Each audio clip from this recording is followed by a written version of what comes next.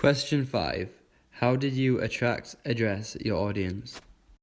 Throughout my magazine, I purposely chose not to address the reader specifically, to avoid the kind of cringeworthy, transparent tone that I feel many publications achieve when they try and directly connect with young audiences. I think when a company tries to fit in too hard to their audience, it seems slightly fake and makes the magazine less appealing to read and less cool in the eyes of real teenagers.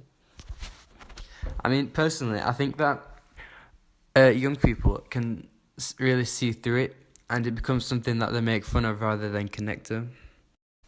Now, you can see in the bottom, I've put this screenshot from an example where a company has tried to use social media to connect to parents of people. And what's happened as a result is that picture's been shared around a lot, and people have just made fun of it rather than actually bought into this company's business.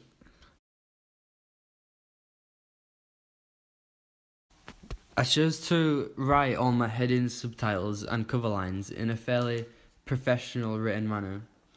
I used really common and traditional journalistic techniques that will grab in the attention of potential readers. For example, when talking about the band Two Door Cinema Club, on my front cover it says "Back from the Brink," which is assuming that the article itself is going to explain why they were on the brink and what they're doing to, get back into the scene, which is just something really common. Like, it's a journalistic technique that you see in loads of magazines that is just going to draw readers in.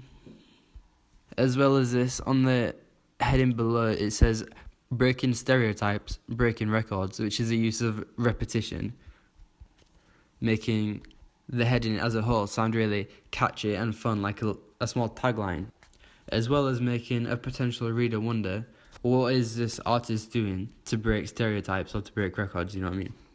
My article on the double page spread, however, is written as an interview, and I chose to do like this to put across a more conversational tone that I'd really connect with young people, rather than pandering to millennials by addressing them personally in the headings, which is something that is really transparent and I feel like young people would see through rather than actually connect to, like an interview.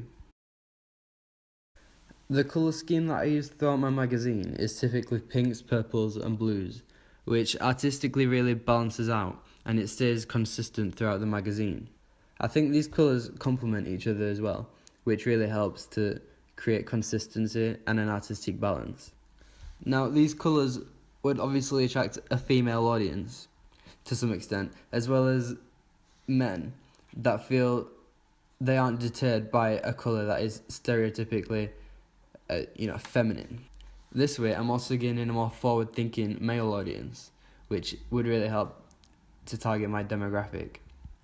As well as this, when I was editing my photography, I used a lot of deeply contrasted black and white images that look really reminiscent of punk images and the kind of photos you'd expect to see from a rock band, which contrasts and juxtaposes heavily with the pinks and blues of my colour scheme.